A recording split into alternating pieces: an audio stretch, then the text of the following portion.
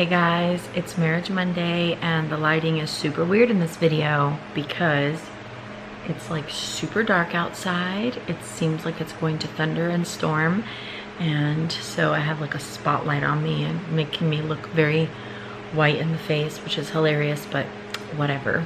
I am excited because we are going to be diving into several Proverbs in the coming weeks, and today we're going to be discussing Proverbs 14:1, 18:22, and 12:4. If you're new to my channel, I would love for you to like this video and subscribe. My name is Alana. My channel is all about marriage, homemaking, healthy living, and homeschooling.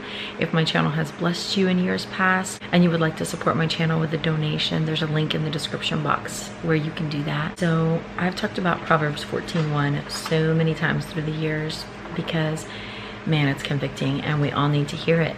There is something to be said about the wise woman and the foolish woman. The wise woman knows that her foundation, her rock, is the Lord, and she knows that the Lord has plans, and that even if things don't seem certain right now, the Lord is in control. The foolish woman takes matters into her own hands, is impatient, doesn't trust God, lives by emotion and feeling and not by self-control and wisdom. The wise woman has restraint and self-control and seeks to do good to her husband, honor God in all that she does and says. The foolish woman makes such a mess with her mouth, her erratic behavior, her compulsive, impulsive, unthought through, emotionally led behavior. And so the verse simply says, the wisest of women builds her house, but folly with her own hands tears it down. So the wise woman builds her house, the foolish woman tears it down. And there's so many ways we can apply that.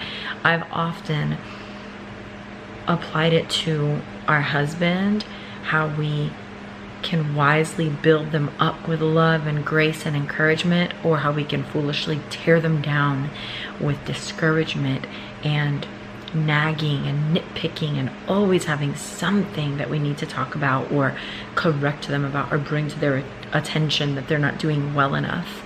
And it really does tear them down. But obviously there's more application there. So houses do not build themselves, right? We have to be intentional, we have to invest, and we have to be thoughtful. We want to be wise in how we build our house, right? It's kind of like you make your bed, now you have to sleep in it. Same kind of thing. You make your house, now you have to live in it.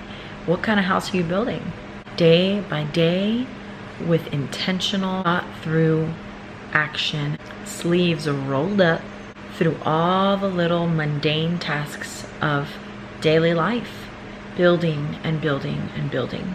We must be focused on this task, not believe the loud lies of the world and the enemy, but believe the Lord has plans and we must be faithful. If you have a vision and a goal, which I've also talked about in several videos, you cannot just float through life. You need to be working towards that goal every day.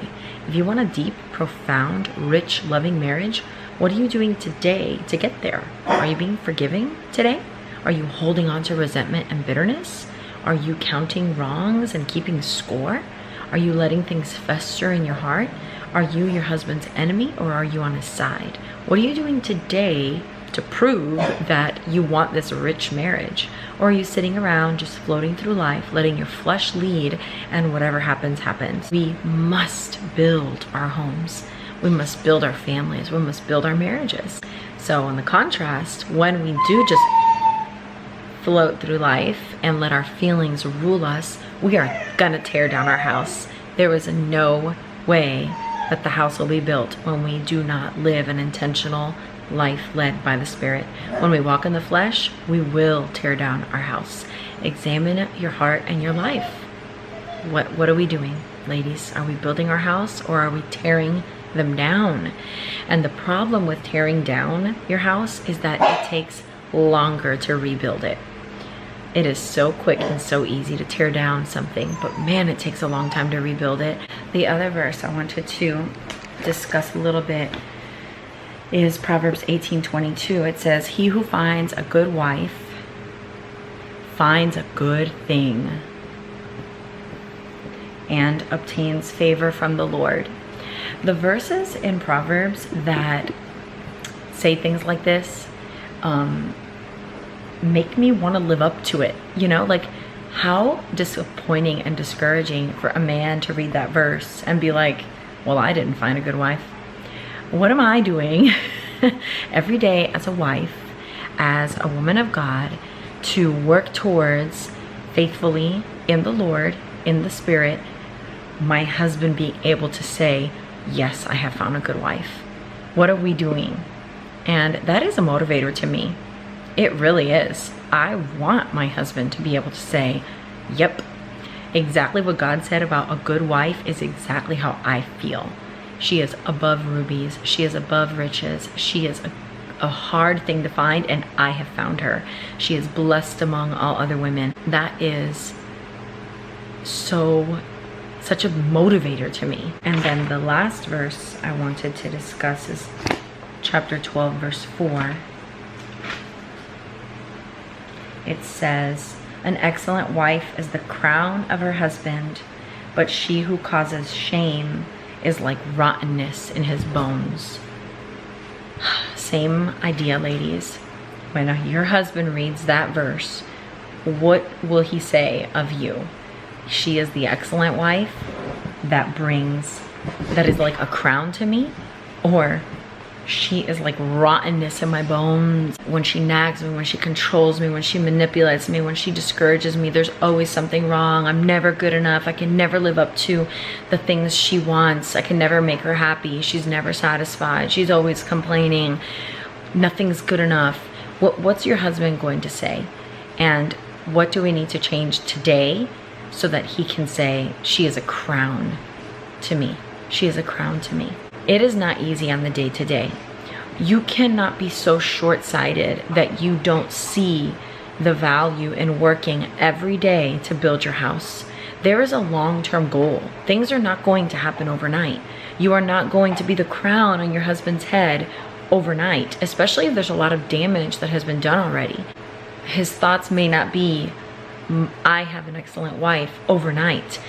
These are things that, especially if there's been damage and you have torn down your house, need healing, rebuilding, work, intentional devotion, and years of restoration. But the Lord can do it, to restore and do a miracle.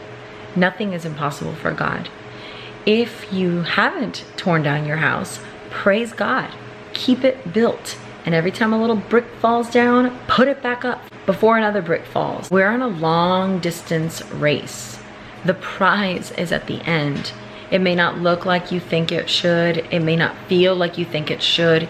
It doesn't matter. The Lord has set the way before us, and we must be obedient to follow it. I cannot tell you how important it is to be grounded in the Word. If you desire wisdom, ask for it. The Lord will give it to you. He tells us in James. And we have the amazing book of Proverbs to gain such wisdom and such insight. You must be in the Word. You must gain your wisdom from the Word and from the Lord, not from the world.